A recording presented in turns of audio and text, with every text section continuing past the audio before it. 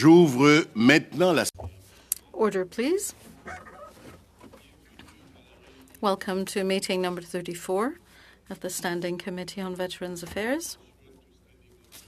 1082 and the motion adopted on Monday, October 3rd, 2022, the committee resumed its study on the National Strategy for Veterans Employment After Service. La réunion d'aujourd'hui se Today's meeting is in hybrid format. Members can take part on Zoom. For the meeting to run smoothly, I would like you to wait until I call on you before speaking. If you are on a video conference link, please click on the microphone icon to activate your microphone. All comments by members and witnesses must be directed to the chair. In accordance with our routine motions on sound tests, I would like to say that the committee has made sure the witnesses did go through the tests. Since I'm talking about routine motions, I've brought back my red card and yellow card. This tells the witness that there's 1 minute left, and the red card means that you're out of time. more strict on the time because I know that members are, you know the routine, members are preparing questions and they would like to ask questions to the witnesses. So I'm going to be a little bit more strict on the time in order to, to help. So when I say it's over, be ready to... Merci. Inaudible comment. Désilé, bien alors. Thank you, Mr. Désilé. So without further ado, we would like to welcome our witnesses from the Corps Canadien des Commissionnaires, the Commissioners' Corps. We have Paul Gandon, retired captain, and retired ship's captain Harry Harsh, Chief of Staff at the National Bureau of Commissionaires. Emergency Transition Services, the VETS Canada, Mrs. Debbie Lauder, Chief Executive Officer and co-founder. Alors, je commence. So, I will begin with Mr. Guidon, followed by Mr. Harsh. The floor is yours for the next 5 minutes. Thank you, Chair. Thank you, committee members. We very much appreciate this opportunity to appear before the committee and to take part on this study of the National Strategy for Veteran Employment After Service. 25, when the Canadian Corps Commissioner was established to ensure that veterans returning from the European battlefield had work if they needed it. We have always understood the value, skill, and experience of those ex-soldiers, sailors, and aviators. Bien que nous sommes souvent associés. Even though we are often associated with the government infrastructure, our social mandate is to employ veterans in whatever capacity is to their best advantage and that of their families. We employ some 4,400 veterans at all levels, from security guards to CEOs, and we have been the largest private employer of veterans for generations. Moreover, we have a national program for hiring military spouses, providing flexibility and job security, even if they relocate every few years. We recognize that improving the economic well-being and providing opportunities for veterans is about more than just offering a veteran a job. It is about continually innovating and expanding the services we provide to our clients so that we can offer more technical and highly specialized jobs to veterans and their families. The spectrum of innovative employment offered to our commissionaires include work in threat risk assessment, computerized monitoring and surveillance, outsourced police services and bylaw enforcement, comprehensive security training programs, security system installation, software and simulation solutions for the defense and public security sectors, cybersecurity, and operation of the largest criminal background check infrastructure in the country. What makes us different is that we meet the unique needs and experiences of veterans by providing the military and RCMP culture and camaraderie veterans do not find in civilian life. We are veterans serving veterans. Board directors and senior management are overwhelmingly veterans of the Canadian Armed Forces, the RCMP, and police services. The fact that we are led by veterans is a critical element in understanding the unique experiences of veterans and their employment needs as they transition to civilian life. Over the years, we have augmented that inherent understanding by conducting research surveys to better understand the need of Veterans Commissioner as well as a broader veteran community. These surveys show that veterans join Commissioner at various points in their lives. Many serve in the armed forces for only a few years and then move on to something else before joining Commissioners. These veterans have no military or RCMP pension at all and rely on their wages to live. They have not always found a good match for their skills and interests. Frequently, they are underemployed or unemployed when they come to us, so we offer a safety net.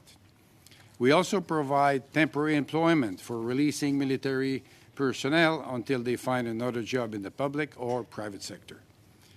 All to say that our experience shows that there's no one-size-fits-all approach to employing veterans, simply because veterans require multiple needs and transition. Commissionnaire offre de nombreux programmes et services. Commissioners offer many programs and services consistent with a national veteran employment strategy. We believe these offerings could be enhanced and added to benefit Canada's veterans. We have several initiatives to support veterans and families, and we are prepared to step up and do more. Serving our people, and in fact, around 90% of our revenue goes to employees, veteran employees, in the forms of wage and benefits.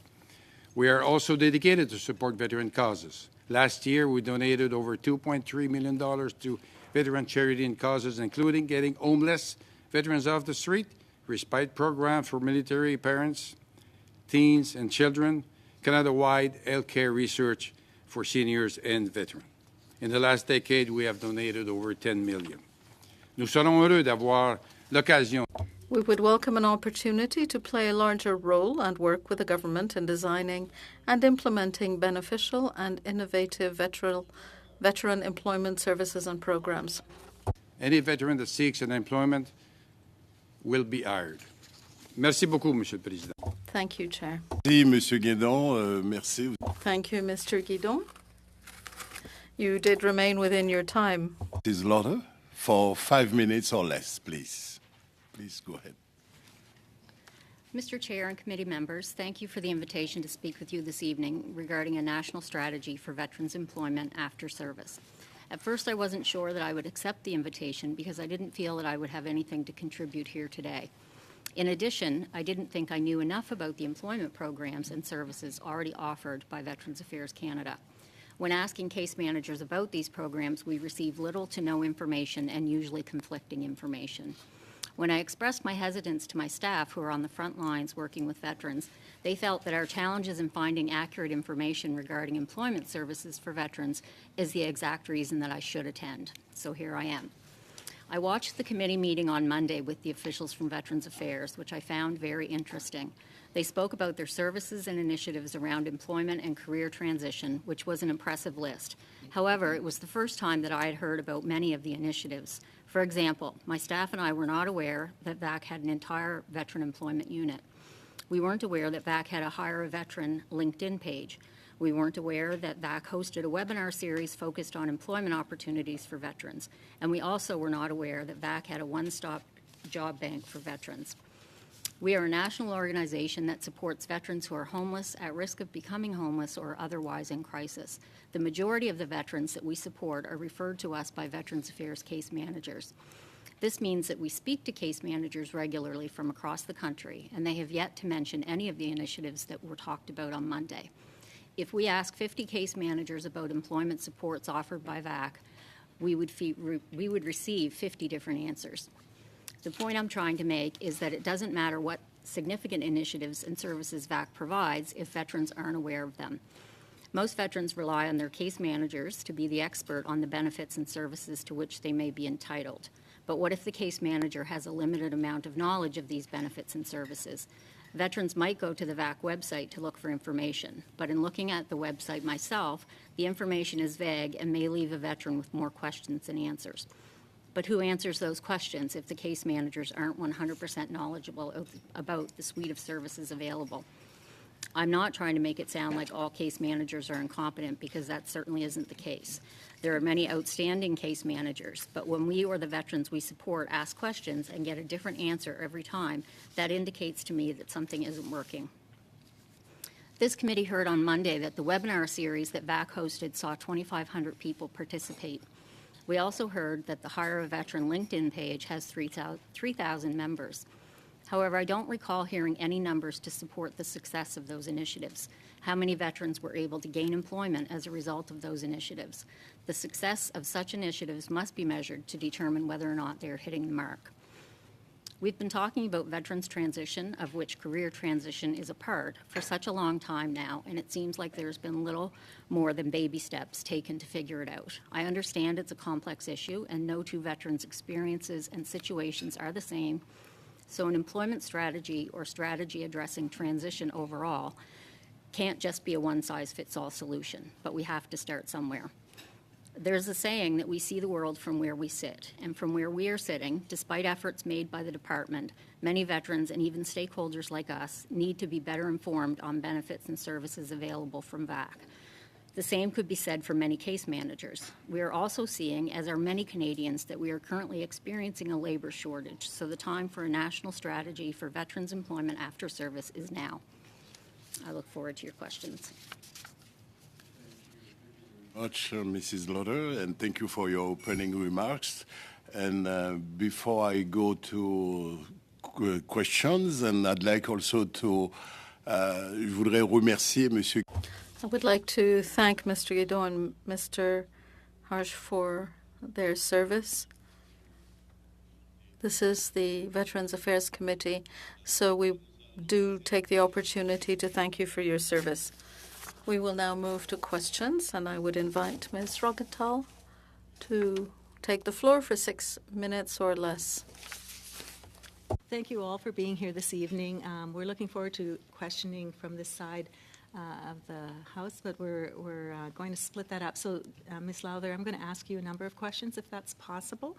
So, you've mentioned that the majority of your referrals come directly from case managers within Veterans Affairs. I know that you're national in scope. I've been to BC. I see your amazing services here on Bezer, and of course you're in Halifax. You have a proven track record. So I'm just wondering, are you, in the fact that you are doing so many referrals from VAC, are you a recognized and preferred provider by VAC? Thank you for that question. No, we are not currently a registered service provider with VAC. We were at one point in time, but that status was removed at the end of the contract that we had. So now we receive our funding from the department through the Veteran and Family Wellbeing Fund. So while that does provide us some funding, it does not mean that we are recognized service providers. Okay, so when did that contract end? 2018. 2018, okay. And so are you comfortable going into why did it end, or what is the potential to become one of those registered providers again? I know that's a significant opportunity for you as an organization of veterans helping veterans. So. We would love to be considered service providers again. When our contract ended, we were told by the minister at the time that the contract couldn't be continued because the government does not do sole source contracts. So that was the reason that we were given for that contract ending. And then we were told that we would have to apply for our funding through the Veteran and Family Wellbeing Fund. Okay, so there wasn't an opportunity to not be a sole funded contract? How would you go about trying to access those funds? Or what were you told as far as the potential to access funds? We have been told over the last several years that the department is working on it. They're trying to figure out a way to provide us with some sort of ongoing funding, because currently it's, applying for the funding ongoing from the Veteran and Family Wellbeing Fund it's stressful for myself, my staff, volunteers, the veterans that we support. It would be nice to have a little bit more security as far as funding goes. And, we're not asking for a lot, just enough to help provide us with the finances we need to support the veterans that are being referred to us by the department. So in that process, you're basically looking for more stable funding that wouldn't require constant requesting? Yes. Because I do remember you being here some time ago, and you talked about the fact that the Veterans Emergency Fund, which was set up by the government, $1 million to assist them in emergency circumstances, they were having trouble getting it out the door. And can you tell me a little bit about how you were requested to assist in that way, and how much of that you did? So the Veterans Emergency Fund allows for veterans to receive up to $2,500 a year for things like in emergency situations to help maintain safety and shelter. The issue that we have with the Veterans Emergency Fund is that it's not consistently administered across the country. So the case managers administer it themselves. Okay. So if there's, 400 case managers, they each interpret the policy differently. So, we have some case managers that will tell a veteran that they don't qualify, and then the next case manager will approve it for the exact same thing for another veteran. So there's a real lack of consistency there. Okay. So the funding side of things, I know that we've heard recently in the news about a lot of money, $1 billion being given back to the government from VAC. Part of the explanation is they always ask for more than they need, not knowing how many are going, programs are going to be approached. But that's a whopping amount of money. Yeah, it is a big amount of money, and, the first thing that popped into my head when I read that article was, the $1 billion would go a long ways to clear up the backlog. That money could be spent on that. Honestly, hearing that all of that money was returned was a little bit disheartening for us because, as I said, we've been, told regularly that, the department is looking at ongoing funding. They just have to figure out where it's going to come from. And, to find out that the money was there, it's a little bit disheartening. Right. So basically you're saying you've been told to wait and wait and wait because they're looking for funding, and yet at the same time there is funding here, perhaps designated a little differently, but obviously there's that need there to enable our veterans organizations to do the work they need to do. So just briefly then, this is about a comprehensive employment strategy, which sounds good and is good, but then again it's all about the ability to actually succeed in rolling this out. What is your feeling about the education training benefit and the opportunities there to be prepared to be employed? I think it's a great benefit for the veterans that know about it. Again, as I mentioned in my remarks, a lot of veterans aren't aware of what they're entitled to, and the education training benefit is no different. We actually had a veteran last week who was going to school, was 3 terms into a 5-term program, and he was doing it through employment insurance because he had no idea about the education benefit. What he didn't realize. Thank you. So sorry. Sorry. Thank you, Mrs. Lauder. So I have to go to Mr. Darrell Sanson for 6 minutes or less, please. Mr. Sanson. Merci beaucoup. Thank you. Today, as we work through how we can improve strategies and supports to veterans, everybody needs a purpose, and if they so would like a job, that's probably a very important way of supporting them. So I thank you all for being here. Monsieur Gaudin, Mr. Guédon, I have two quick questions for you. What challenges do you see with hiring veterans? Well, my goodness. First of all, with our current demographic conditions, which we started to see a few years ago. If we go back a bit, when I was in the Navy in 71, the armed forces were more than double the size they are today. So many more veterans were retiring each year. Far fewer are doing so now. Nonetheless, we are still able to hire a high percentage of those who retire. But as Ms. Lowther was saying, it's not always easy to contact veterans, to reach them at the source, as it were. It should be made easier for all employers to reach them through national defense, for example, so that they could help us promote what we can offer veterans. That could be done at source. If you don't mind, I have a few questions. But before I start, I do want to thank you and Jim, of course, and all your volunteers for the work you do across the country. It's extremely important. I know that when I see 24/7, I don't know too many organizations that can support people 24/7, and I thank you for that. I know we were able to reach out a number of times to help veterans through your organization, so I thank you very much for that. You work a lot with homelessness and homeless individual veterans. What is, like, do you feel those individuals, it's a job that's missing? What are their skills? What can we do to, because you're dealing with individuals who are in crisis. So, can you describe, what background they're coming with and how long they've been out in general, average, and what are the supports that we could put out for them? So the veterans that we support, we've kind of analyzed our stats that we keep, and we've learned that, the average amount of time that passes from the time a veteran releases from the military to their first episode of homelessness is about 10 years. The majority of veterans that come to us for assistance have served 10 years or less, so they don't have access to a lot of benefits unless they're seriously injured.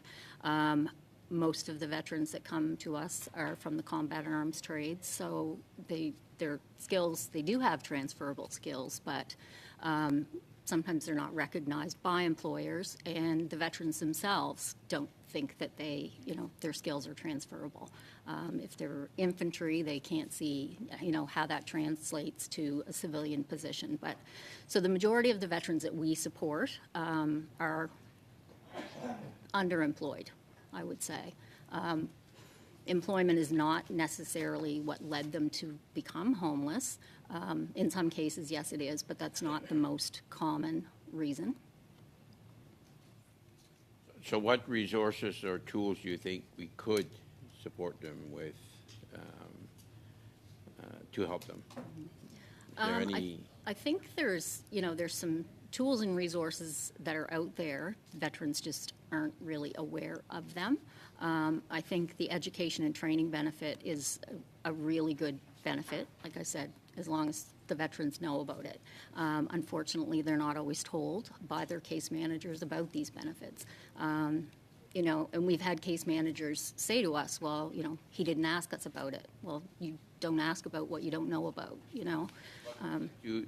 That being said, I think we started the program in 2018, and the numbers were very slow, but I think last meeting it said that we had about 2,200 uptake this year, which is outstanding. When you look, I think the numbers are like a couple of hundreds 2 years ago. Yeah. So somewhere there's been some good work done, or uptake, or some salesmanship on that front. I think we all have a responsibility to educate ourselves around what programs can match with some of the challenges out there. Because I truly believe that if you have a purpose in life, if you have a job, if you want to work, and you're able to facilitate that process, it's really big. But the challenging individuals that you probably deal with is a little, more challenging on that front. Monsieur Guidon, encore? Mr. Guidon, you have 15 seconds. What is the best program, the best hiring program you have that seems to interest veterans? How do you attract them? Which is the most successful? Word of mouth. Thank you. Thank you, Mr. Guidon. We must move on. I would invite the second committee vice chair, Mr. Luc Desilets. You have 6 minutes. Thank you, Mr. Chairman. And good evening to our guests. Good evening, colleagues. Thank you for your service. Mr. Guidon, the commissioners have been around since 1925. There used to be services in Montreal. Do you still have any there? The commissioners are divided into 15 divisions from coast to coast, Saint-Terre-Neuve in Newfoundland to British Columbia. In Quebec, there were 2 divisions in the past, and now there is 1. The Montreal division, the Montreal commissioners, are large. They're as large as the division in Ottawa. You have 4,500 people. Are they all in security? In Montreal, yes. They're all working in security? Yes. In your opinion, I think that's what I understood from what you were saying. What makes veterans excel in those positions? They're security positions and they are veterans. What makes them succeed?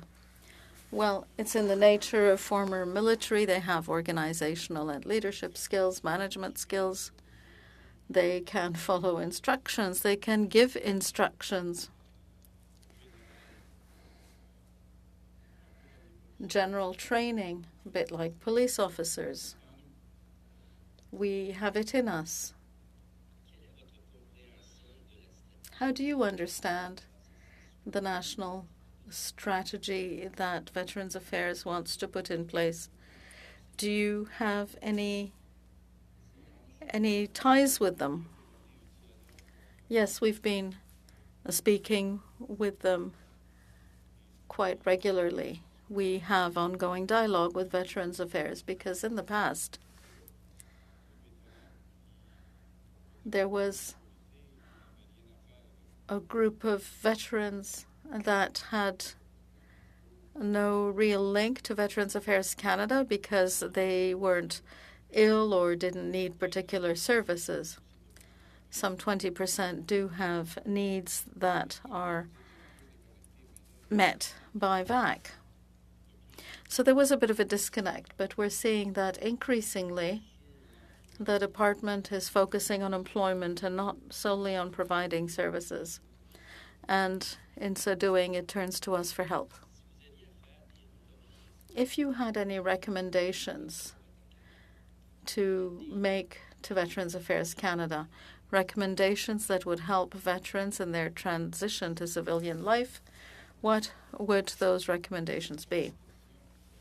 That's a very good question, and this is perhaps not the right department to put the question to. It should be put to the Canadian Armed Forces because they do have programs to aid veterans with, well, to aid Armed Forces members when they transition to becoming veterans. A number of us are wondering about this. Among its ranks, VAC has very few actual veterans. And that's difficult to understand because it's when veterans speak to other veterans, they get it. Do you have a view on that? And can you tell me why there are so few in the ranks of the department? That's another very good question. And again, I'm not the right person to ask.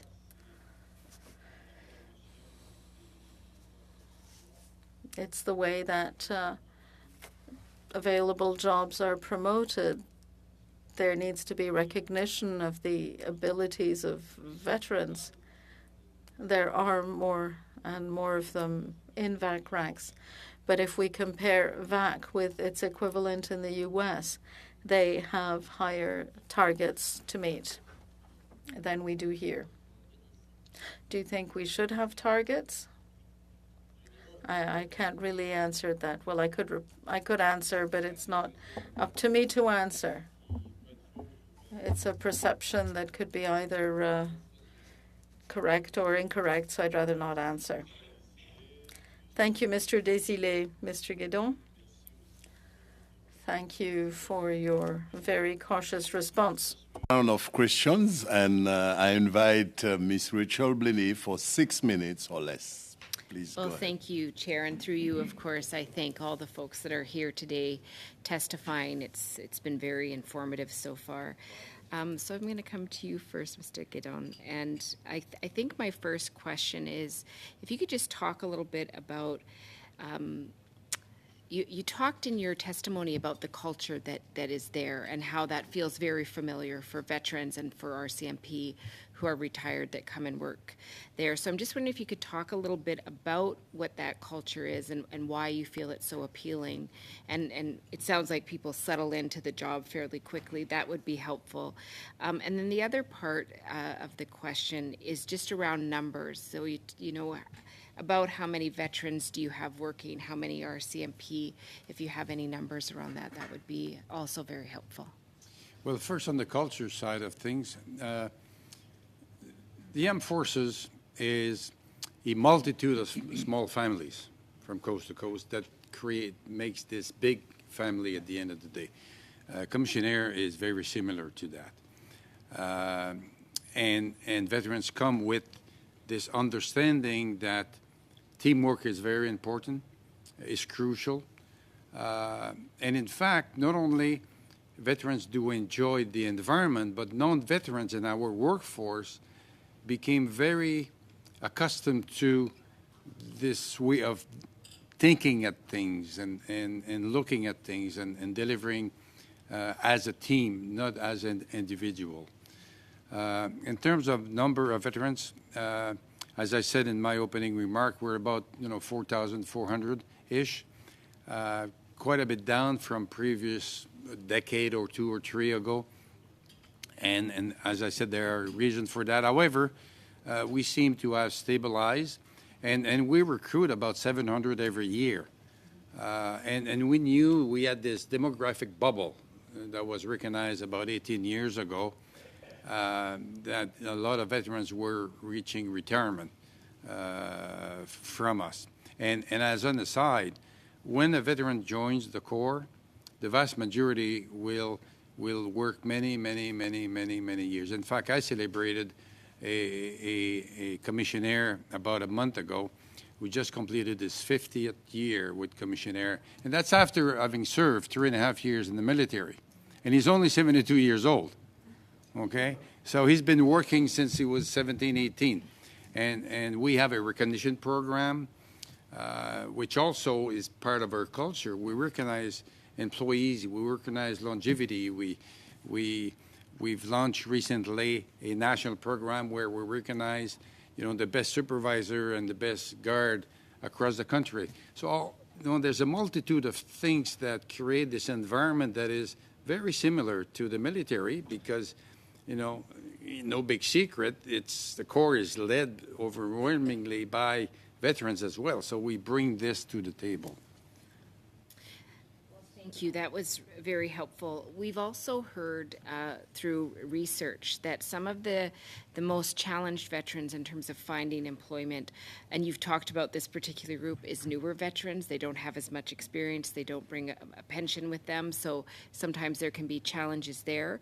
But there's also challenges for those who are medically released and for women veterans. So I'm just wondering if you could talk a little bit about what you think is so successful in bringing brand new veterans in and how that assists. But if you have any other information talking specifically around medically released veterans and women veterans. I'll pass the mic to my our chief of staff here, but before I do, you're quite right. 70% roughly of veterans do not have a pension because the retirement age average is 36 years old. Yeah, thanks.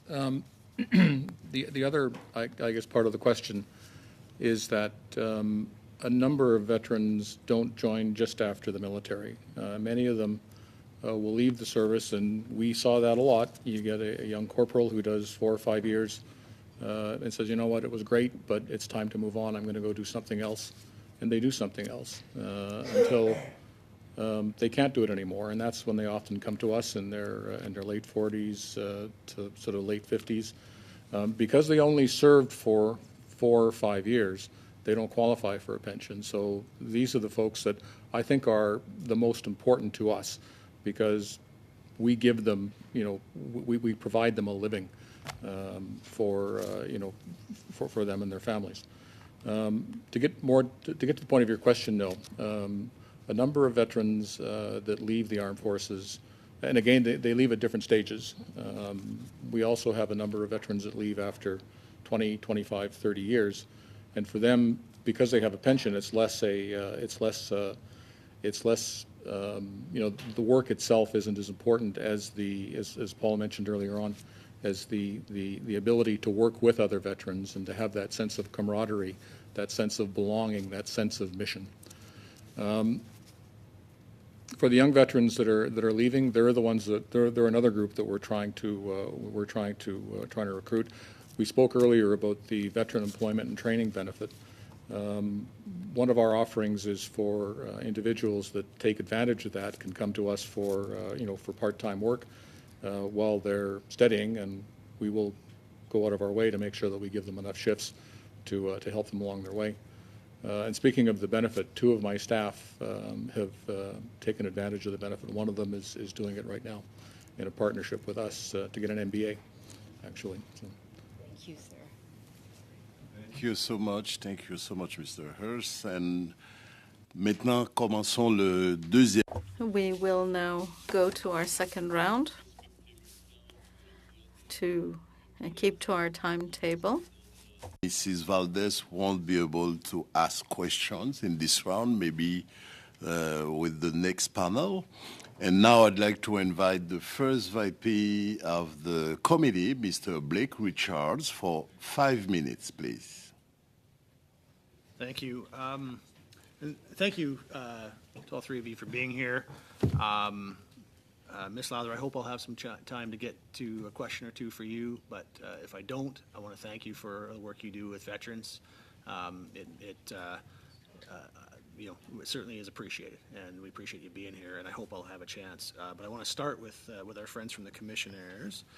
You mentioned in the opening remarks, and Ms. Blaney asked about it, but I don't think I heard a response because she'd asked you kind of a multi-part question.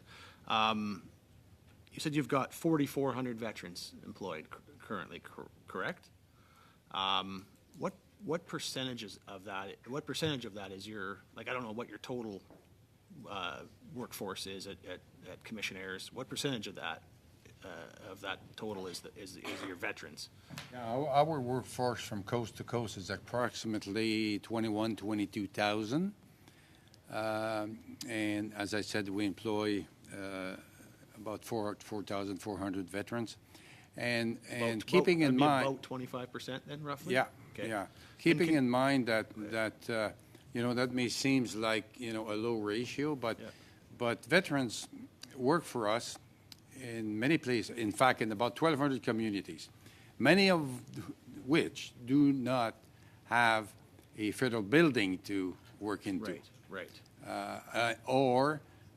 As an example, about 10 years ago in Kirkland Lake, we had 3 veterans that needed to work. We found a contract, but we needed about 8 or 9 people. Well, we had to hire non-veteran as well to serve that contract in order to help the veteran in need. Gotcha. No, and so, yeah, like you brought up the federal buildings, and I mean, I know that you have the right of first refusal on all federal buildings in terms of the security contracts, and that's what you were referencing, I think, when you mentioned the federal buildings, and I think it's supposed to be 60% of the employees there are supposed to be veterans. What percentage is it in terms of the federal buildings themselves? Well, yeah, first of all, we are not in all federal buildings. Okay. The government has a multitude of contractual vehicles. Yes, we have a contract called the NMSO, but there are other, like, for example, CRA went to tender, CATSA, you name it. I mean, there's a huge amount of security work that is not done through that vehicle. But what is the percentage of veterans that you would employ in those security positions in the federal buildings? In federal government, well, it's not number of veterans, it's the number of hours worked, but it's about 38 or so percent. About 38%? Okay. Again, keeping in mind, so as an example, this past quarter, 1.3 million hours were worked by veterans, and out of that 1.3, 450,000 hours were worked in commercial settings because there's no federal facility. Understood. No, I mean, it's appreciated, that we want to see veterans employed where they can be and where they are, obviously, but I mean, obviously, not being able to meet that 60%, that means that you're not getting to a goal you'd like to be at. I'm sure you'd like to be at 100% if you could be. So I'm just curious, what are some of the challenges you're facing to be able to be at that 60%? Is that an unrealistic target? Is there something you think you can do better to get to that 60%? What are the challenges you're facing to be able to employ more veterans in those roles? Well, it's not easy to recruit, of course, as I said earlier. And I mean, you asked the question, is it an unrealistic target? Sure is. It's not needed. It doesn't bring anything to veteran employment at all. So the two are mutually exclusive. Okay. I guess that just to sort of continue to follow on that, is there anything you're doing, like, is that number increasing or decreasing for you now, and is there anything you're doing to try to bring that number up? Like, can you give us some examples of things you're doing to try to, obviously, I'm sure we all want to see as many veterans employed as possible. I know you do, because that's what your organization's all about. The percentage has stabilized as we had expected for many reasons. I mean, this demographic bubble is sort of deflated now. The economy is such that more people are looking for work, and we are recruiting extensively using all available recruiting means that you can think of. And you mentioned military spouses, that you have a program for them. Can you tell us a little bit more about that and what that entails? Well, and how many spouses would you have employed currently? Well, it's also family members of veterans. Okay. And do you have those numbers?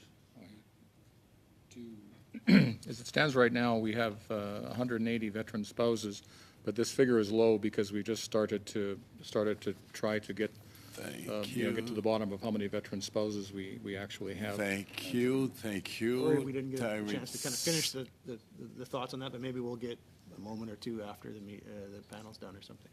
Yes, okay, thank you. And now I'd like to invite Ms. MP Sean Casey for 5 minutes, please.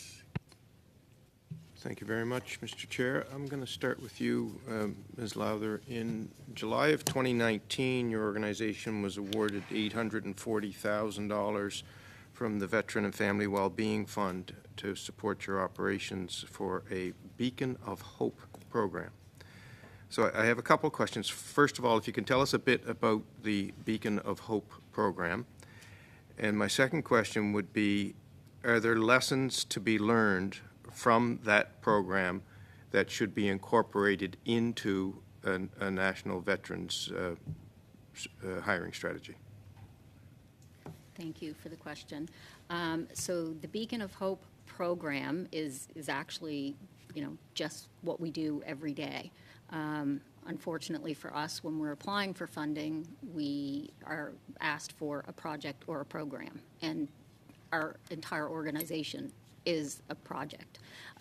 So the Beacon of Hope was basically just what we do regularly, supporting veterans to help maintain their housing, to get into new housing, or any other forms of crisis. So in doing that, we had the opportunity to realize that there are a lot of veterans who have the ability to work, but they have a difficulty getting there. So I think there's organizations out there that help. There's Forces at Work, there's Helmets to Hard Hats. They don't work for every veteran, so I think that's important to realize, is that no two veterans are the same. So the strategy is going to be, it's going to be complex and difficult. I know that. But I think that there should be a component of the strategy to address those veterans who are less, I don't want to say less employable, but more difficult to employ. So I think there should be something included for that. Thank you. I hope at some point in this we're going to have a chance to talk more about the Helmets to Hard Hats program.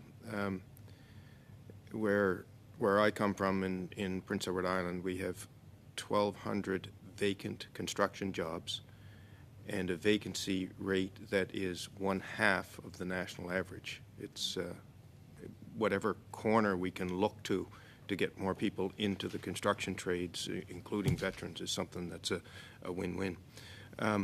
Over to the gentleman from Commissionaires. You recently published an article called "What Veterans Want in Their Post-Service Career." Can you tell us a bit about that? Yeah, thank you. Last year, Commissionaires partnered with an independent research company, Environics, as you no doubt saw, to learn about the characteristics, values, and motivations of veterans. When it comes to making career choices, the research found that most veterans prioritize work-life balance, the opportunity to help others, and stability. So being involved in work that makes a difference was the common theme in the interviews with veterans, and that certainly was what drew me to Commissionaires as well, personally.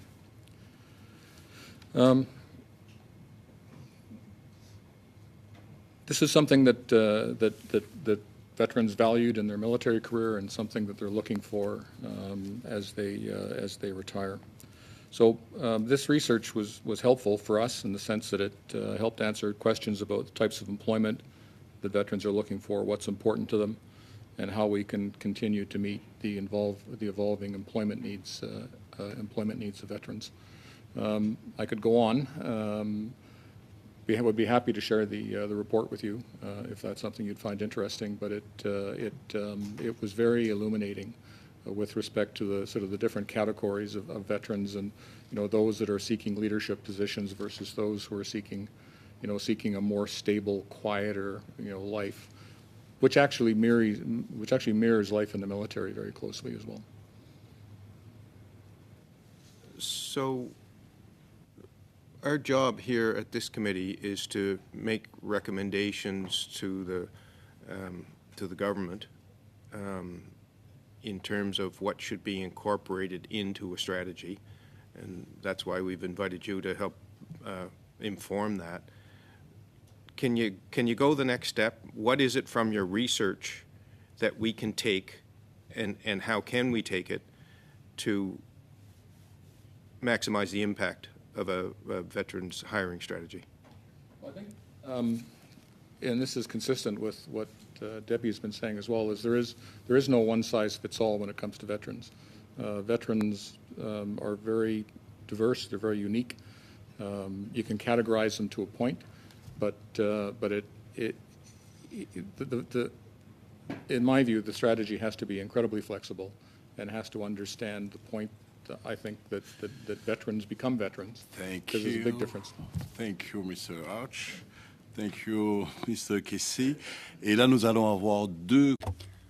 We will now have 2 short interventions, 2.5 minutes each. Blakey? Question had indicated about the report and would be happy to share it. I was just going to suggest that could you send it to the clerk of the committee so it could be distributed to all members? I think it would be really helpful to us in our studies. So. Okay, Thanks, great, Mr. Chair. good Appreciate idea. your indulgence. Thank you, thank you. Alors, pour les deux... For the 2.5 minutes, I would invite Mr. Desilets to take the floor. Great, 2 minutes became 2.5. Let's go. Mr. Casey just put a question that might look a bit like this one. We have to provide a report. We will have 6 two-hour meetings on the National Employment Strategy. I'd like to hear you, in turn, tell me what you would like to see once our study is completed and our report is done. What would you like to see to help your organizations? Mr. Guédon, you first. Something that could help us, anything that could help us offer more jobs to veterans. What would help is distributing information to everyone across the board to ensure that military personnel retiring within, say, the year will be well informed while they're still in the forces. Yes. And it's not done sufficiently at the moment, in my humble opinion. Not enough. It's difficult to have access to military personnel now in uniform, even if we know they're retiring.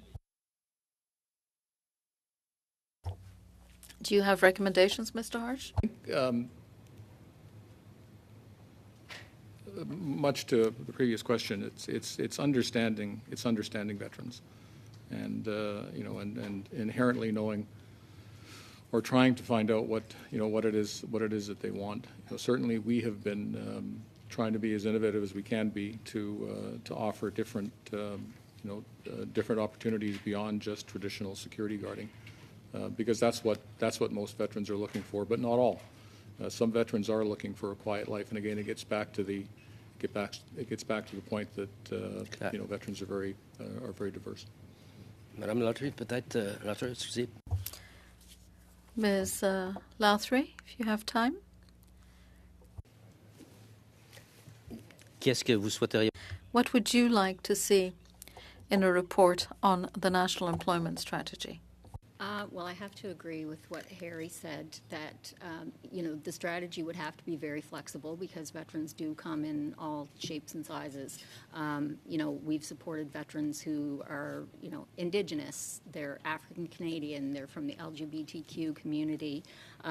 So the military makes up, they have the same demographics as Canadians. So, just picture trying to make an employment strategy that fits all Canadians. It would be, the same sort of thing. So I think it needs to be quite flexible because the needs of every veteran is different. Merci. Thank you. Thank you. To conclude with this first panel. 2.5 minutes, please, to close this. Go ahead. Well, thank you, Chair. And I'm going to come to you, Ms. Lowther. I guess one of the things that I heard clearly from your testimony and some of the responses that you made is perhaps one of the best ways to move forward to actually have a clearer system of VAC providing information to service providers and veterans about the resources and services that they have. So I guess I'll ask you 2 questions. The first is, how would you see that working more effectively? The second question is around, in the work that you do in terms of connecting veterans with employment, how does your organization measure success? So how we measure success basically is, when it comes to employment, we do refer our veterans to different organizations, like, as I mentioned, Forces at Work, Helmets to Hard Hats. But to be perfectly honest, the most success that we have had with getting some of our veterans employed has been with the commissionaires, because they are flexible, and they're willing to kind of meet the needs of different veterans. So I think that that's been our biggest measurement of success, I guess.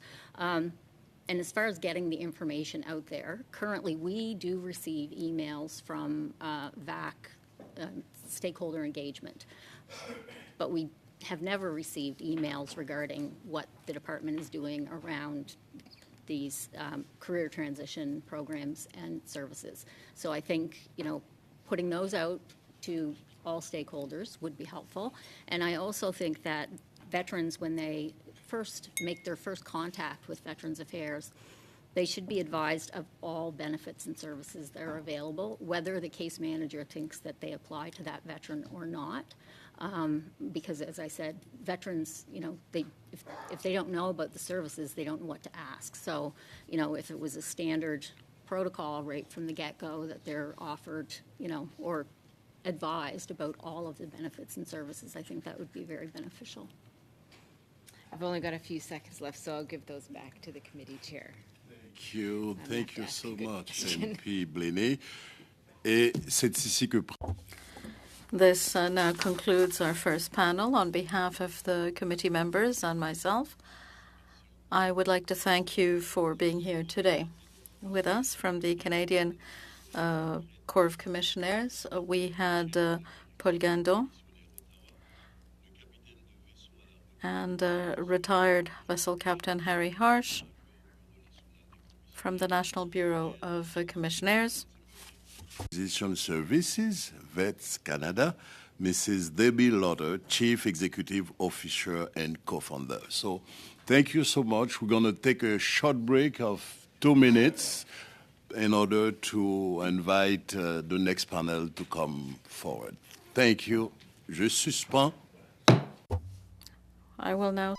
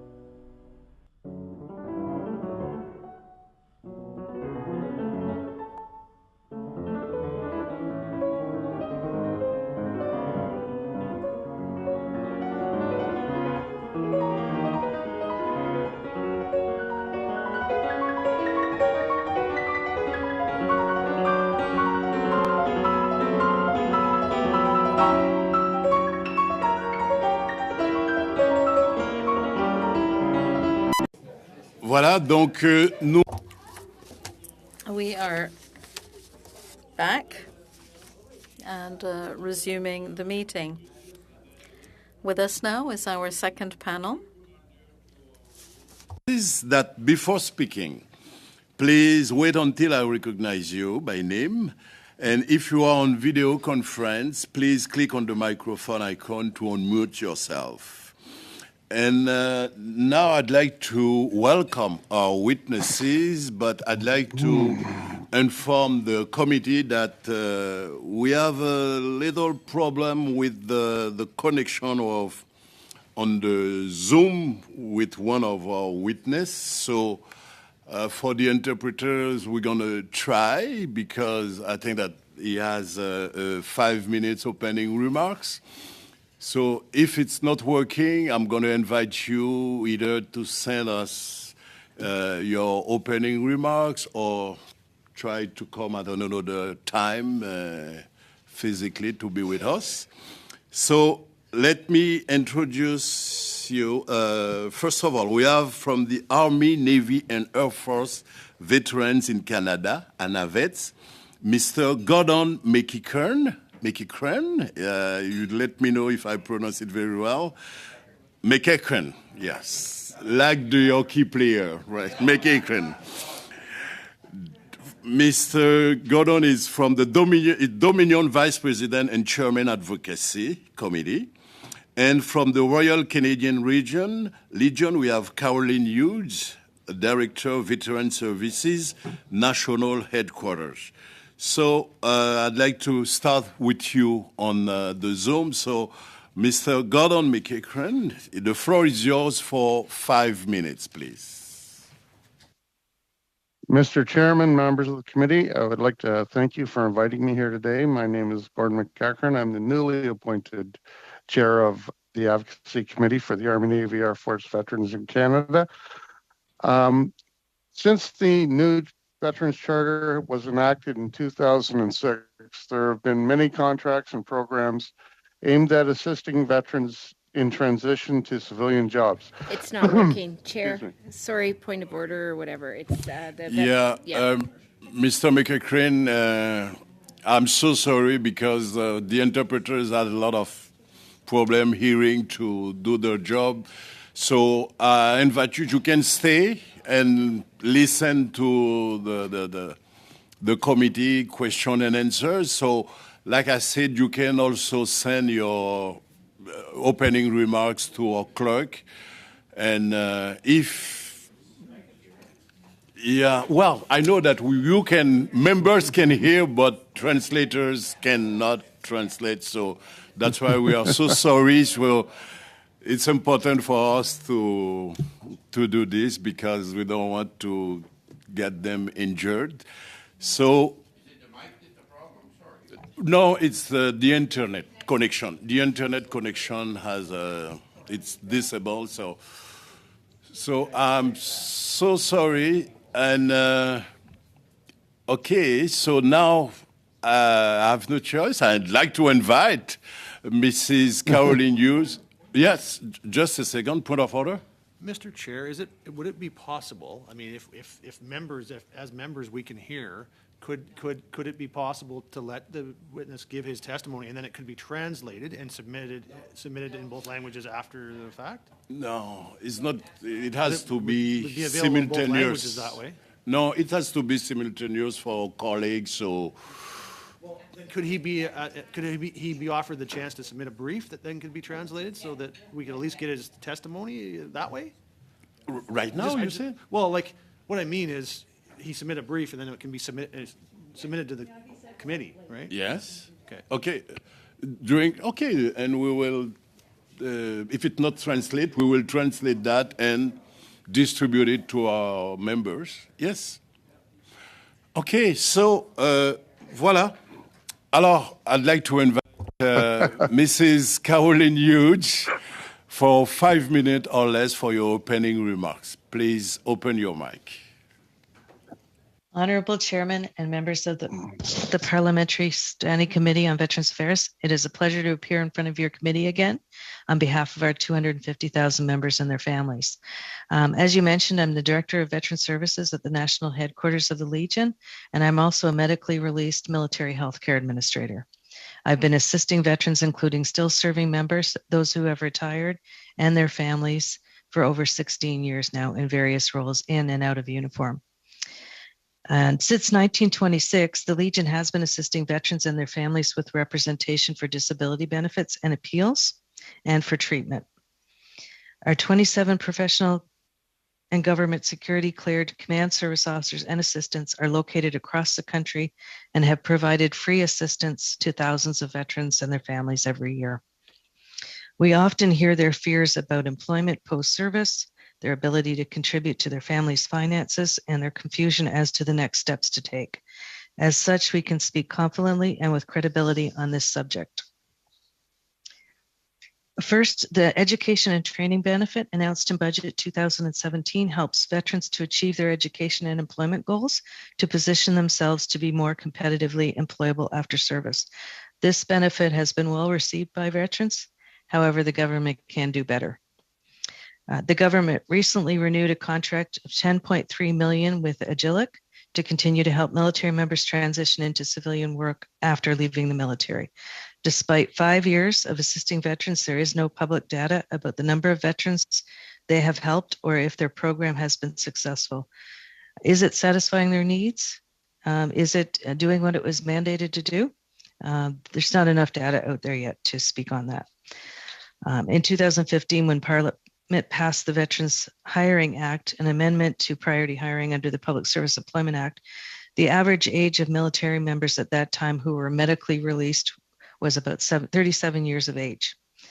The act mandated that they be given the highest level of priority in the public service, and it has recently been reported that Veterans Affairs does not have a specific number of veterans they have hired. Indeed, we have also not heard any detail regarding how many veterans were hired as priority in other government departments. The federal government public service is vast and has the capacity to hire many veterans in a variety of roles across departments. Now, at over 7 years since the act was mandated, there is no data that we are aware of how effective the act has been nationwide in hiring medically released veterans across the government. It is important that all government departments acknowledge veterans who served our country with honor, and the majority expected to have a full career and retire later in life. They are now struggling to find employment at an age where they did not conceive that they would be unemployed, and they deserve better.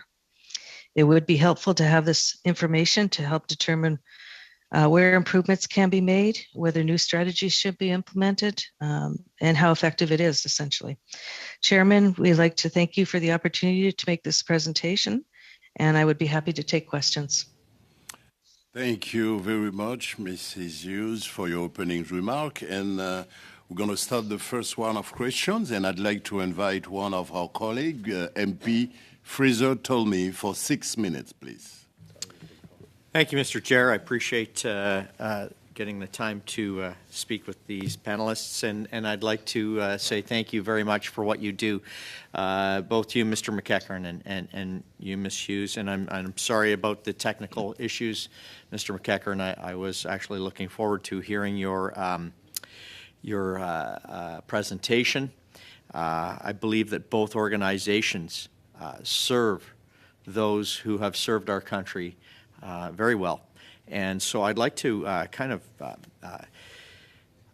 explore that a little bit more, and get some of your thoughts on some of the things that have been transpiring recently in the news and within Veterans Affairs itself. Ms. Hughes, I'll start off with you. Obviously, the Royal Canadian Legion plays an important role for vets. Where do you see that your organization intersects with Veterans Affairs and how you can help those who are looking for employment?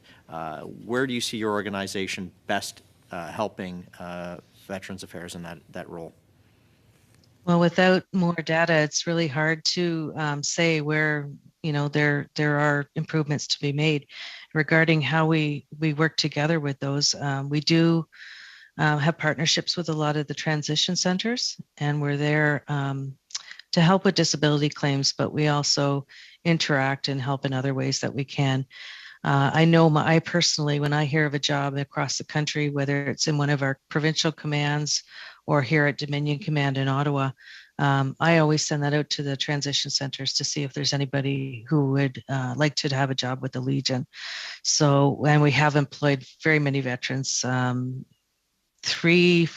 that I know of just from the transition here in Ottawa. So we do hire veterans, and it'd be nice to see what the government could do and how it's working so far. Thank you, Ms. Hughes.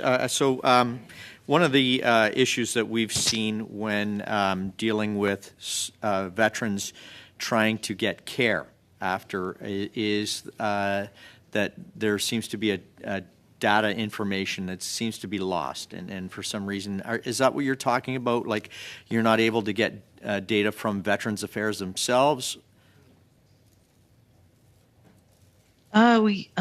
We've never asked, to be honest, but I know in the news lately they've been saying that records have not been kept on the number of veterans who were actually successfully hired at Veterans Affairs, and I have heard of none in other government departments. That's regarding the Priority Hiring Act. And this is not a question that I had actually had before, but could you explain to me what transition centers, because that's something that's new to me. Okay, the transition centers are a joint collaboration between Veterans Affairs and the CAF. And now, at one time, it used to be just when it's changed names several times. So I'll just refer to in the past. In the past, it was basically just for ill and injured military members as they transitioned out of the military and became civilians. And now it's open to all veterans. So it's a stop on their way out of the military where they can get help, whether it's to get in touch with a case manager, to put disability claims in, to make sure their pensions are straightened out when they're going to get out of the military. It's all in one shop kind of thing. Everything is there for answers to be, asked, or questions to be asked and answers to be gotten. And so basically, right now there's only 2 or 3 across the country, but they're planning on expanding them right across on all the major bases. In the past, it was every base, but it wasn't as intensive as it is now. Okay, thank you. Obviously, there's been some, as you pointed out in the media, there's been some growing concerns with MAID, poor service standards for delivering for vets that are looking for care afterwards. Now we're dealing with jobs and trying to get employment for vets afterwards. And then recently we're hearing about $1 billion of funds that have not been dispersed to vets that are waiting for service. What are your thoughts on those concerns? Is there any other concerns that you have, or do those nail what we're dealing with? Well, I know the issues regarding MAID. We've been watching that very closely, and for the outcome of the RCMP investigation. And we have our ear open for any other complaints we may hear. I have personally not been contacted with any more complaints. And I have all my service officers across the country. I have put the word out there that if they do hear from a veteran complaining that, they were offered that or indicating they were offered that, to get in touch with me right away. So I would know about that if any of our service officers were approached. When you said any more, did you hear about some beforehand, or other the ones that? Just the ones in the news. Okay. All right, thank you for that clarification. Thanks. And regarding the, I'm sorry, I lost my train of thought here. Service standards. What was your other question, Abels? MAID, $1 billion, poor service standards, and jobs. Okay. The list keeps growing. We could be here for a while. Okay, so the $1 billion that was not spent, our president put out a statement saying that, why wasn't that money spent? We would like to know what programs you maybe didn't receive the funding they should have. Why couldn't that money have been transferred to other areas of the department where veterans need more help, such as the backlog? things like that. And there's a lot of programs and benefits that veterans have. So we could be talking about that for hours. Thank you. There's, oh, okay. Yes, thank you so much. So Thanks. I have to stop you right here, and I invite Mrs. Richie Valdez for 6 minutes, please. Thank you, Mr. Chair. I'd also want to thank the witnesses for joining. I too was looking forward to speaking with Mr. McEachern. Through you, Mr. Chair, I'll direct the questions obviously to Mrs. Hughes. In my writing of Mississauga Streetsville, we have branch 139, and I really commend all the work that the Royal Canadian Legion does for our veterans in the larger community. So thank you so much for all that you do. February is Black History Month. So can you share how the Legion supports underrepresented veterans when it comes to their transition back to civilian life? For us, a veteran is a veteran is a veteran. We make no distinction between race, sex, gender. A veteran is a veteran, and we treat them all the same. Even so far as to say whether they're a UK veteran or an American veteran. We help all our allied veterans in different ways sometimes because the policies in government. But I know we will be having some media releases, but it's not really my department at work. We have a marketing and media section that does that. Thank you. I had the opportunity to meet with the Legion in my most recent trip to the Yukon. So what I was curious about to hear from your perspective was more around what have you been hearing with veterans, across all the different provinces? Are these, kind of going through similar challenges when it comes to employment and their transition back? If you had any insight, I'd love to hear about it. Mm-hmm. The difficulty I find is just knowing about where the jobs are. Some of them have been out of the military, have been in the military for 20 years. And that's been their whole life. They've never had to look for another job. So some guidance, maybe something similar to a case manager, like an employment guide. I'm not sure exactly what the new contract does, how far in depth they go with helping veterans, but I know somebody who has just gotten out of the military.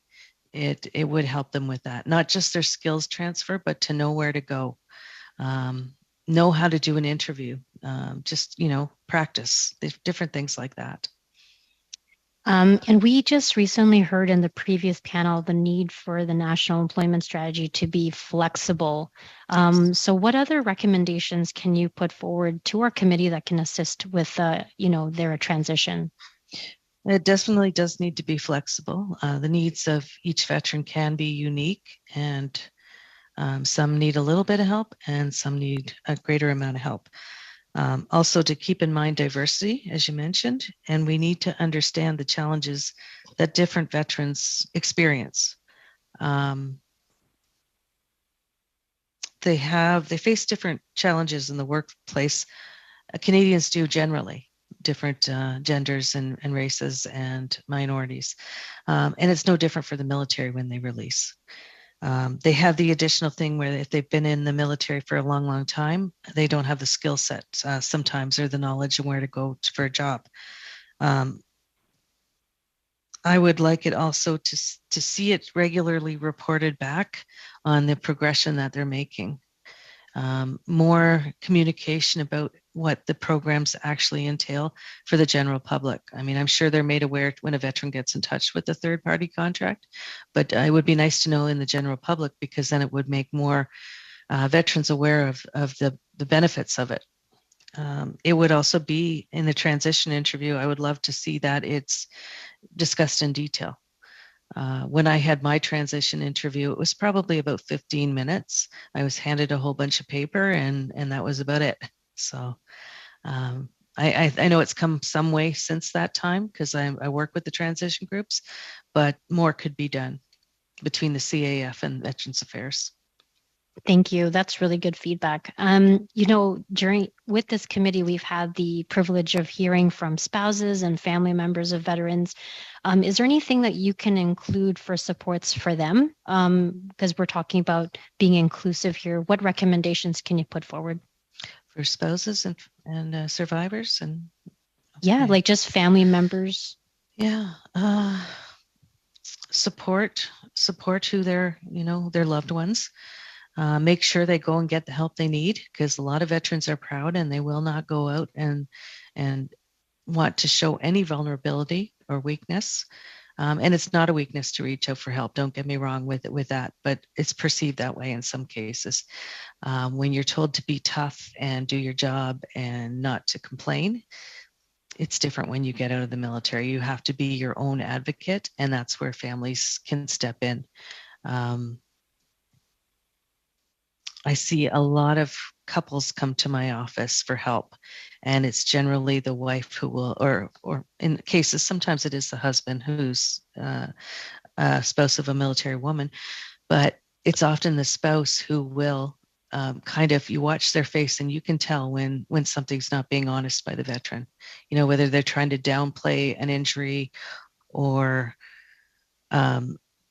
say, oh, I don't need that benefit, and sometimes you have to shame them a little bit and say, well, maybe you don't need that right now, but you've got to think about your spouse in the future. If something happens to you today, maybe your spouse can benefit from something. So I think taking into consideration families, they're the ones behind the veteran, supporting them every day, day in and out, 24/7, and they can be given greater support on their own for that. Thank you, Mrs. Hughes. Thank you very much. Et maintenant, nous allons... We will now ask Mr. Luc Desilets to take the floor for 6 minutes. Ms. Hughes, we had invited you to appear before, and at the time I was told by my assistant, yes, it is... not the floor or translation. You have to select English on your computer and you will be able to... This is the English channel. This is the English channel. This is the English channel. Mr. Desilets.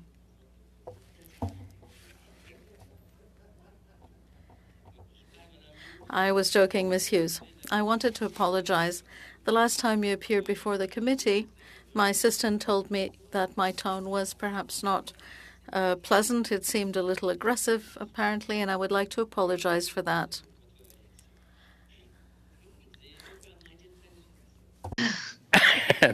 D'accord. Thank you. Within the national strategy, were you consulted? Were you consulted about it? Did anybody ask your views, your opinion, apart what we're doing today? Were you contacted for your views? Mm-hmm. Okay, I did. I believe it was Matthew Mann. He works at Veterans Affairs, and we did have a consult last year, just a conversation, and then I attended a stakeholder engagement on the subject of veteran hiring. Ah, sure. I'm happy to hear that. What about your impression, your perception of the strategy the minister is putting in place? What do you, how do you feel about it? I'm not sure, actually. I haven't seen the strategy in its total yet. It was still being worked on the last time that I saw anything on it. So I think the important thing is communication and to get it out there. And if there are problems with it, then, make sure that we're finding out about them and correcting them. So I haven't actually seen the strategy, so I can't speak on the final product. Okay, lorsque vous dites que... When you say that communication is important, do you mean that there's not much communication at the moment? You seem to be nodding. There is some communication, but I think more information can always be beneficial to veterans. Sometimes you have to say things in different manners because not everybody is computer savvy and wants to hear it through the, MyVac account or emails. Some need to hear it in person from case managers. I think the more ways that we can get word out to veterans, the better. And when we hear about the benefits of programs, we also will put that out there in our social media and on our website. For example, the mental health benefit that came out not too long ago. That was a great initiative by Veterans Affairs, and I'm still finding veterans who did not know about it. They're still asking who's going to pay for their treatment while they're waiting for a decision. So constant communication. It's never enough. That's all I can say. Bien d'accord avec vous. I agree. We know that for employers, it can sometimes be difficult to hire veterans, given some prejudices.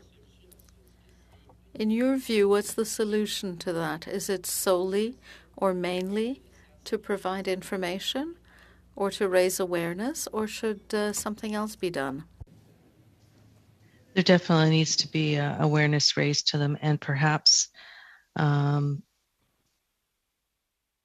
trials. I don't have the answer for that because it's such a vast area out there that you're talking about for employers. It could be a small company, it could be a large company. It's it could be an individual owner hiring a veteran. So it's really hard to say how to get over that prejudice. But I think the third party contract should be able to help with that if what they're saying they're responsible for is going to happen. For example, I know they're outreaching to a lot of different companies and seeing about hiring veterans. So I'm hoping that they're also educating them at the same time. I know departments like Veterans Affairs and National Defense are well aware of veterans. They've hired them for many years and know what they've done in their service. So I'm hoping that can be also educated to all government departments, because there are some jobs out there that are transferable between departments. It's not just Veterans Affairs or D&D that can hire veterans. I think it needs to be more widespread. Bon, vous faites... You talked about hiring veterans. We have recently learned that very few veterans are hired by VAC. Do you have the same impression? I've read the article about it, the news article. I can't speak on the details, whether they're accurate or not, honestly.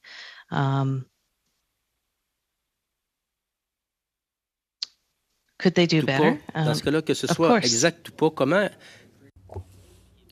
How would you explain that so few veterans are hired? Veterans are always better off when they deal with people who know something about where they come from and their experiences. So VAC should be hiring a larger number of veterans so that with more in its ranks, it can act in a more understanding way. Yeah, I like more research done into that and why they haven't been hired. It could be a combination of things. I'm not defending the department, but are there location problems? We know a lot of jobs are in Charlottetown and Ottawa. Are there other locations where there just maybe are not Veterans Affairs departments and veterans cannot get jobs there? Thank you, Thanks. Mrs. Hughes. And, thank you, Miss Rachel Blenny. The floor is yours for 6 minutes. Thank you so much, Chair, and I thank you for your testimony, and I appreciate that you're all on your own dealing with all of us today. So hopefully you've got some water there to help you as you go through this period of time. I think I have a couple of questions. We've seen from the research that there are different groups of veterans that are particularly in terms of employment struggling. So the top three that I have in my mind are those that are medically released, women, veterans, and veterans that have served for a short period of time. and those seem to be particularly vulnerable groups. So there have been some recommendations through this process that the government and VAC is still going through. You know, they did the Let's Talk Veterans, and now they're sort of on the second stage. They're taking that information.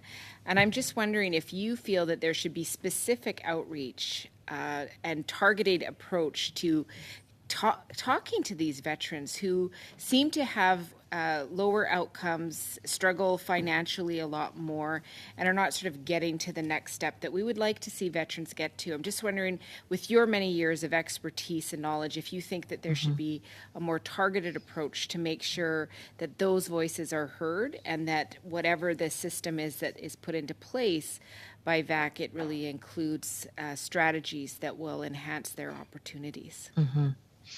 Well, regarding the medically released, I think if the priority hiring actually worked the way it would, I think there would be more veterans hired who are medically released. As to women, I can't speak on why there's a lower number of them, but I am attending the Women's Veterans Forum on the 16th of February, and I will raise that topic there to see if maybe that's something that organization, that we can look at from that angle too. And the short period of service, that is always the most difficult. When there's a severe injury, it's easy because it's easy to see. They get the help through Veterans Affairs. They're entitled to different benefits. But when they leave the force after 3, maybe 6 years, and maybe they do have an injury, maybe they have a mental health injury and they just never identified it before they left the military. That happens quite often. And it's harder for them, I think, to get back into the system, kind of to get help, because they've been away from the military. They're not dealing with VAC, so they're kind of outside. And that's where we try to catch them also, just to make sure that our services are aware, that our services are out there, and because we can be the conduit to get them into Veterans Affairs and to OSIS and to, other benefits. Those are always a challenge. And what comes to mind with me too is the reserve force. When, there were many of them going to Afghanistan, and they came back and basically went back to their civilian jobs, kind of were forgotten about. So those are the ones that are really hard to outreach. And I can tell you some sad stories. I remember a young veteran who had been 3 times to Afghanistan, was a reservist, and came home, got in trouble with the law and alcohol. And that's how he came across my desk, was because somebody knew of me and said, you need to go see her and get the help you need.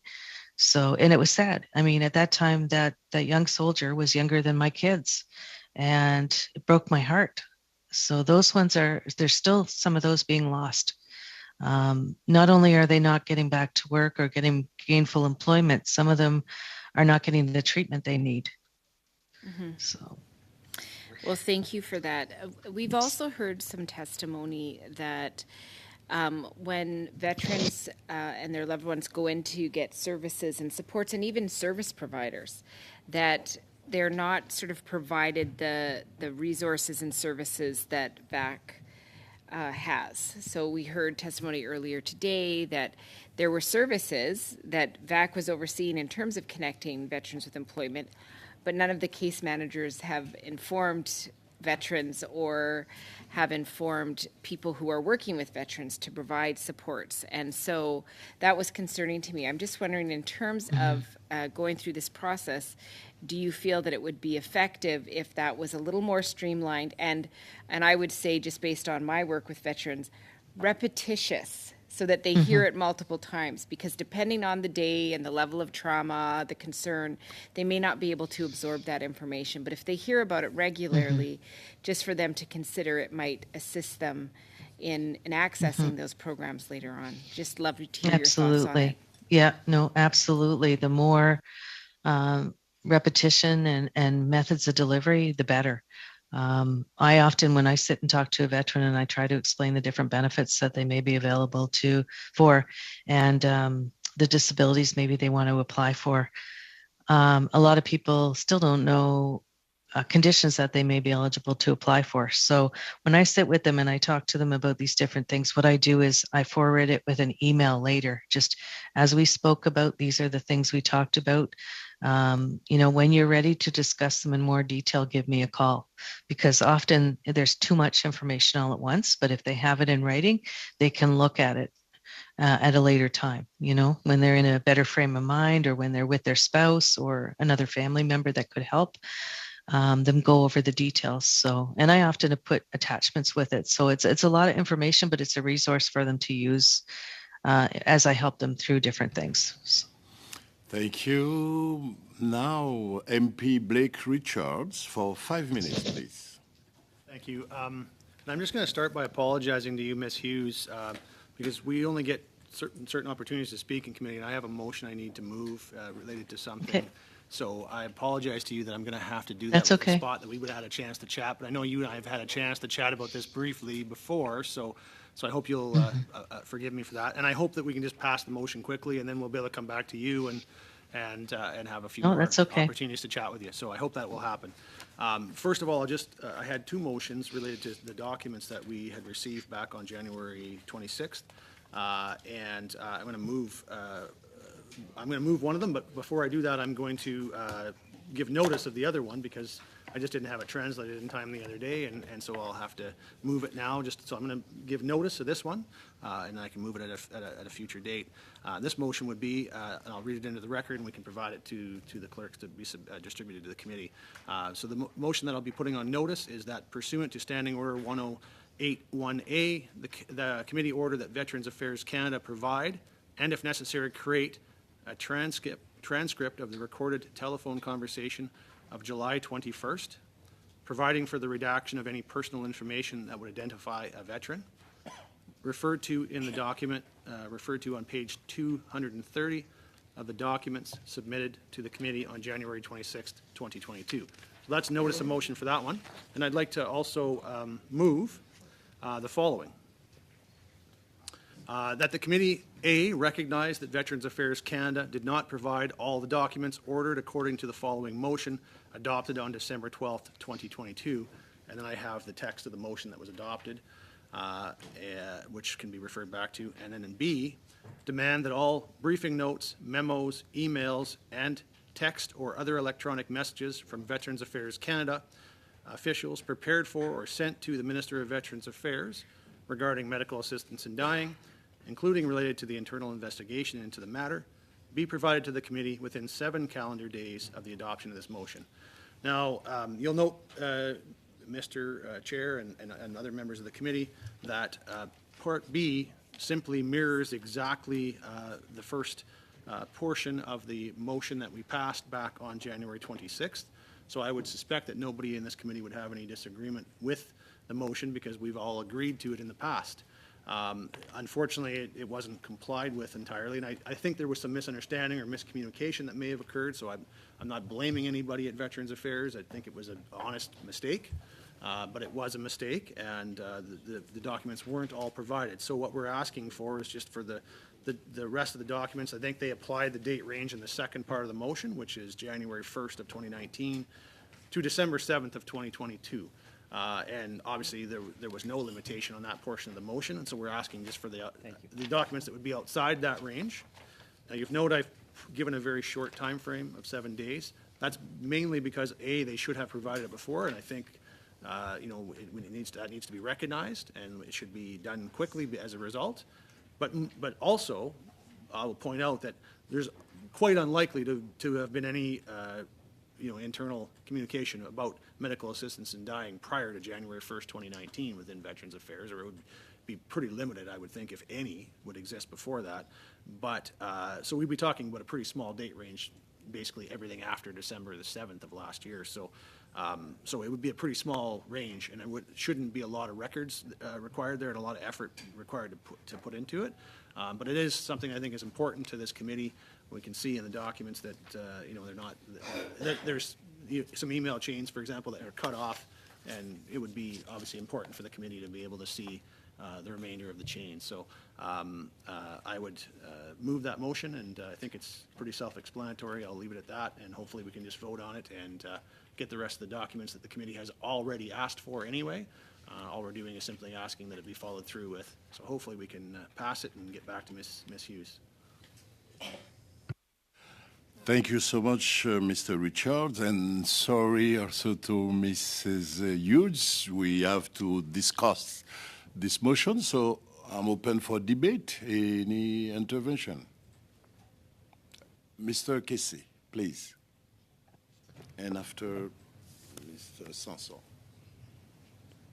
Mr. Richards indicated that there there may have been some misunderstanding, and that's certainly borne out by the document that was produced, in which the department indicates that they received an assurance or some information from the clerk that the date limit referred to in Section B of the motion was also applicable to Section A. I think it's incumbent upon us to hear from the clerk as to exactly what was the communication between the clerk and the people collecting the documents. It would matter to me in terms of the tone of the motion.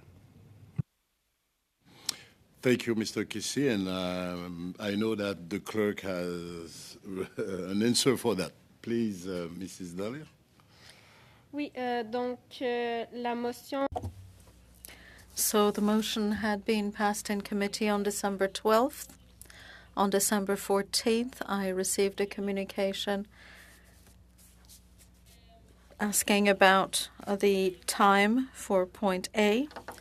Without having received instructions from the committee, I asked the chair, and the chair decided to harmonize parts A and B, take the time period in B and apply to A. So I made the chair's suggestions to the department in the absence of committee instructions on that. Is that clear? No, just I'd like to finish with Mr. Casey. Is that okay? Yeah, I understood her to say that it came from you. Excuse me? You understand that? I understood her to say that it came from you. Well, I discussed, like she said, I discussed with her because, you know, when you ask documents, you have to specify the date and how long ago. So the minister was dealing with that. So I said, this is the time that I entrust. Thank you. Yeah, you're welcome. Before I go to Mr. Richards, Mr. Sanson. Thank you, Chair. Yeah, I'm going to touch on the tone of the motion. You know, we're making assumption that Veteran Affairs did not produce something that we asked them, and based on the information that was provided, Veteran Affairs provided exactly the information that was asked for based on the interpretation that was left there. So, you know, if we change the contextualization of the motion, then I could support that. But it's obvious in my readings here that Veteran Affairs didn't do anything on purpose, and the hours they spent through the Christmas holidays preparing all these documents, you know, if it had been, I guess if you had been more specific in your first part of the motion, if we had as a committee, because we all voted for it, then we could have expected to get all the information, but based on what was submitted through a motion and the interpretation that was given to them, it's obvious that Veteran Affairs did what they understood was the requirement. And because of that, I feel that the opening comment that recognizing that Veteran Affairs did not provide the documents, they provided the documents that they understood they had to provide, and that's very important, I believe, to be fair to everyone around the table that voted for that motion. Thank you, Mr. Sanson. Mr. Richards. Okay, so I just wanted to address the comment around tone. I was aware of the context that we just had when I made the motion, because, you know, it had that conversation. My attempt here was to not throw anybody under the bus. You know, I think, you know, since I now have to address it, you know, I think the chair made a mistake in his interpretation and therefore provided that advice to Veterans Affairs. And so this was an attempt just to provide a factual statement. They didn't provide all the documents. I'm not saying it's their fault they didn't provide all the documents. I'm not saying they intentionally didn't provide all the documents. It's just a factual statement that all the documents were not provided to the committee. If the committee has suggestion, like I'm open to suggestion, if you think there's something that would make that more clear that there's no malice intended here, I'm very open to that because that's not the point. The point is to get the information. And I just didn't want to throw anybody under the bus, the chair or anybody else for that matter.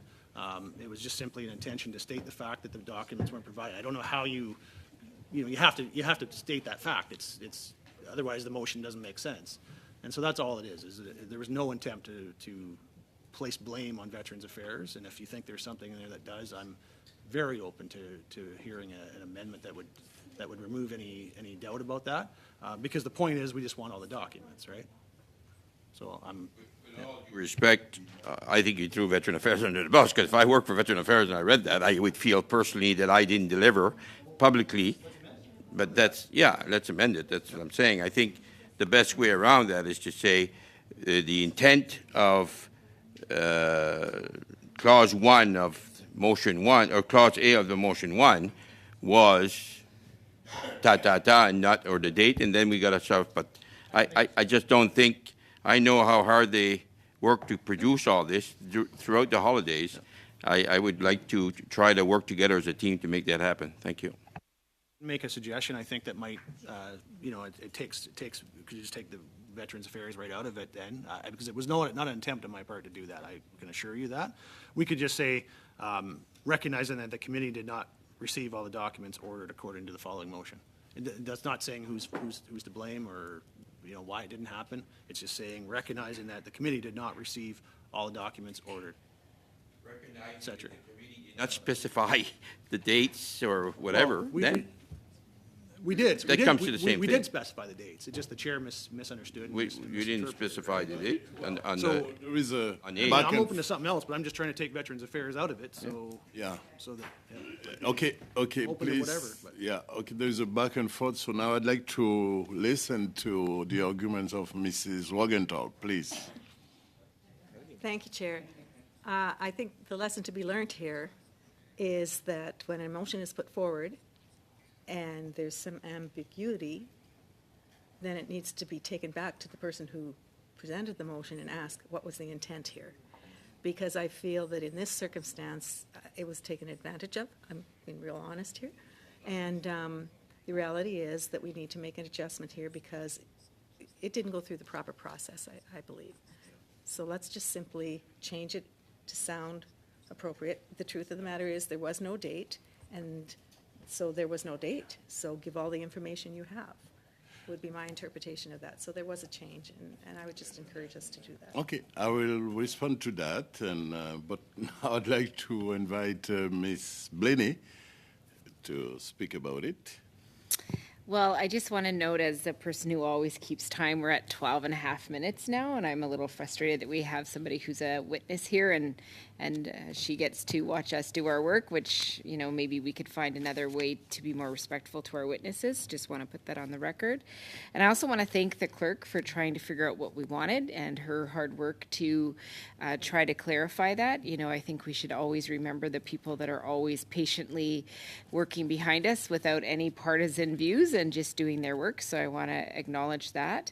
And I have no problem with changing the tone. I hope that we can get this through and out the door so that we can get on to other businesses that are really important. I certainly know there are members of this committee who've been waiting a long time for this study to get done, so let's get on with it.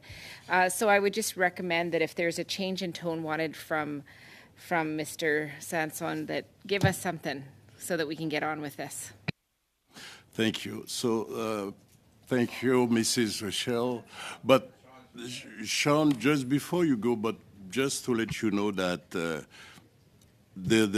motions that we have in front of us, like I said, at the first paragraph, we are talking about all briefing notes, memo, emails, text, or electronic to give to the committee within 45 days. So the minister said, how long would you like me to go back and so forth? That was the discussion. And maybe that if we didn't told them to keep the second date between January to December, maybe that we will receive anything.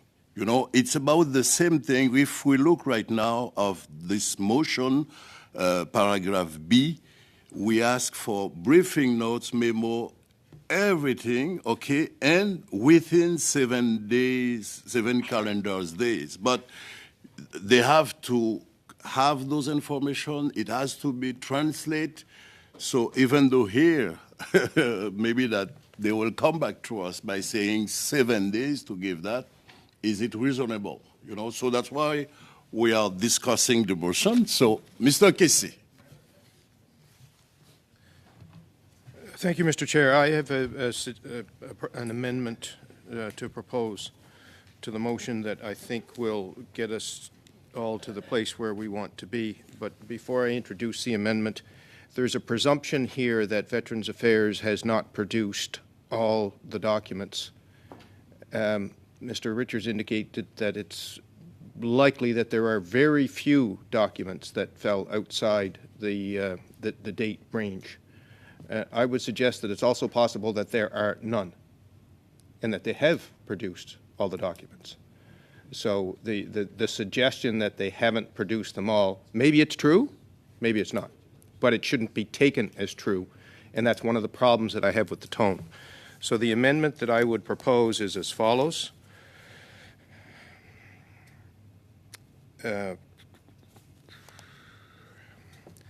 That the motion that the motion that starts with the word recognize down to December the 12th, so the first two lines before the quote, be deleted and be replaced with the following. Whereas Veterans Affairs had reason to believe that the entire request for documents made by the committee on December 12th in its motion was subject to the date range contained in paragraph B of the motion, specifically January 1, 2019 to December 7th, 2022, that the motion be further amended by deleting everything inside the quotes and going right to paragraph B, and that the word demand be removed and replaced with the word order. So the motion would, if accepted, if the amendment is accepted, the motion would read, whereas Veterans Affairs Canada had reason to believe that the entire request for documents made by the committee in its motion of December 12th was subject to the date range contained in paragraph B of the motion, specifically January 1, 2019 to December 7, 2022, that the committee order that all briefing notes, memos, emails, text, or other electronic messages from Veterans Affairs Canada officials prepared for or sent to the Minister of Veterans Affairs regarding medical assistance in dying, including related to the internal investigation into the matter, be provided to the committee within 7 calendar days of the adoption of the motion. I think this takes account of for the possibility that there are no documents, and I think it takes some of the rocks out of the snowball. Okay, thank you, Mr. Kessie. It's a long, very long one. So let's see, Mr. Desilets.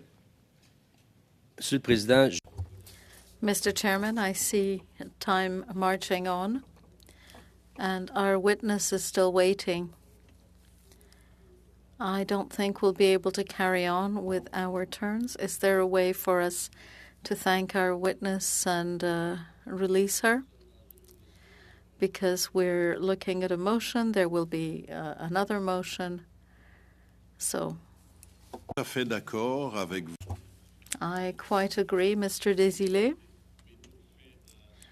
Let us conclude the panel. I would like to thank Ms. Carolyn Hughes for her presentation to the committee, for her presence before the committee.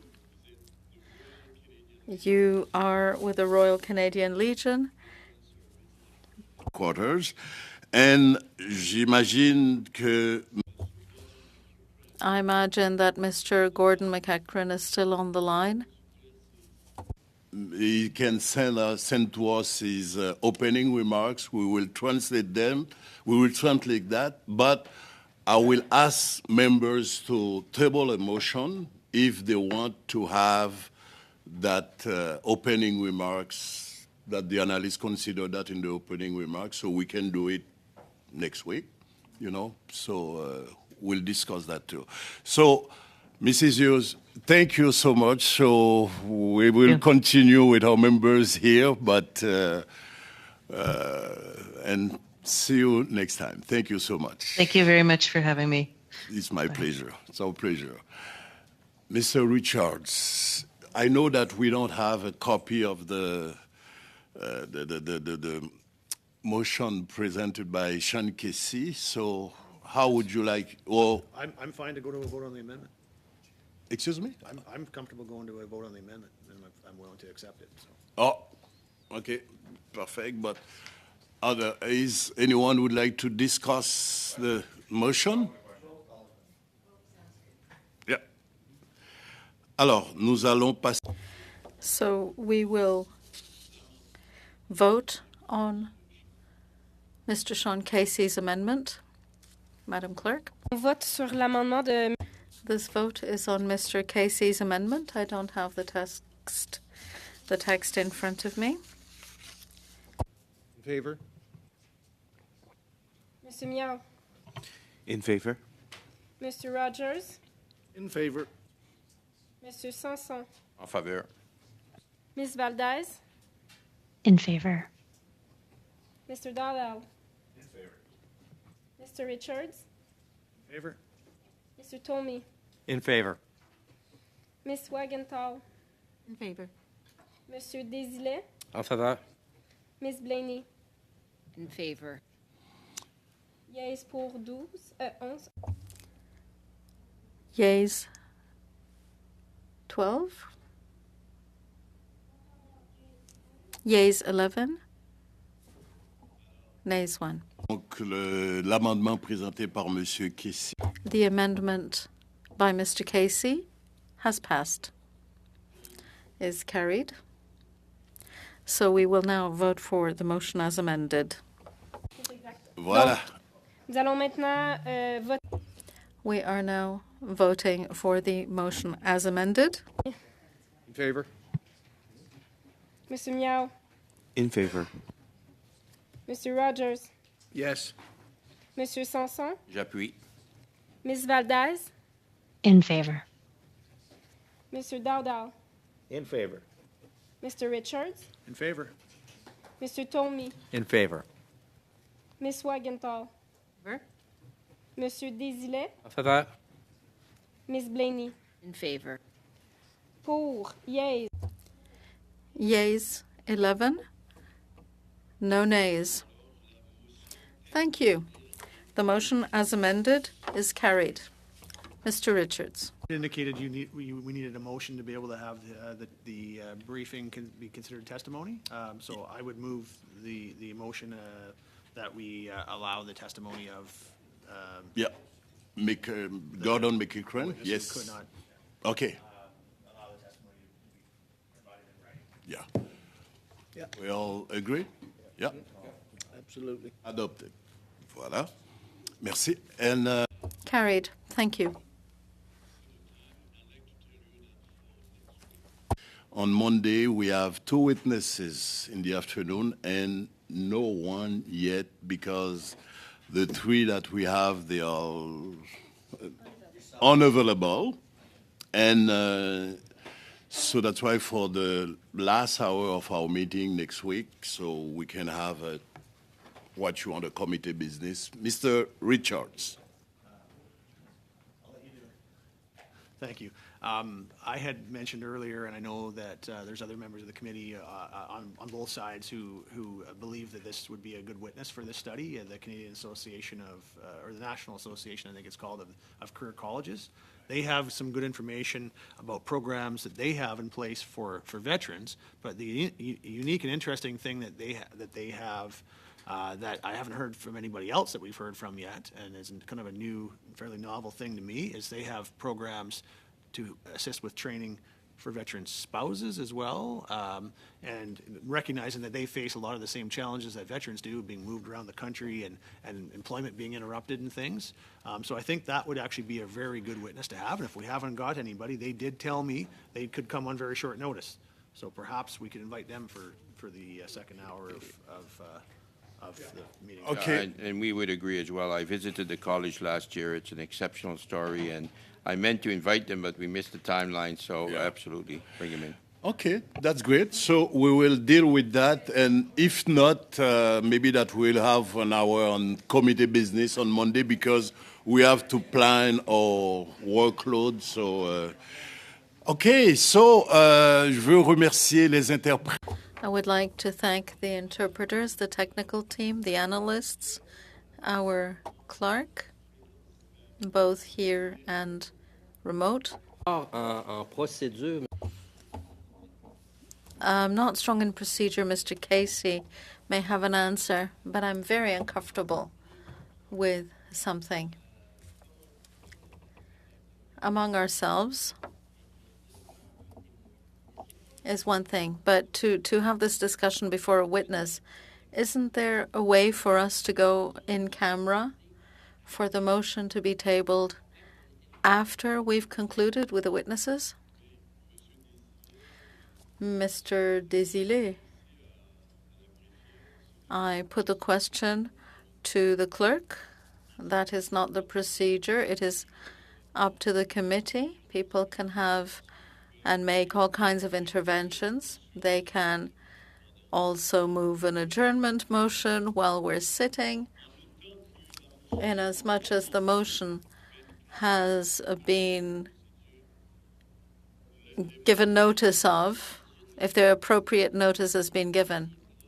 If I'm moving a motion that's going to involve discussions as we had today, could it not be tabled after I'm done? It's a procedural issue. If a motion is moved, you give notice, then you cannot discuss or move the motion at that time. But if notice for the motion has already been tabled, the motion can be moved at any point. A member could also ask for an adjournment debate, for debate to be adjourned on the motion under discussion, so that we can go back to the witnesses. Right, we will discuss that among ourselves. I will continue thanking everyone, and the meeting.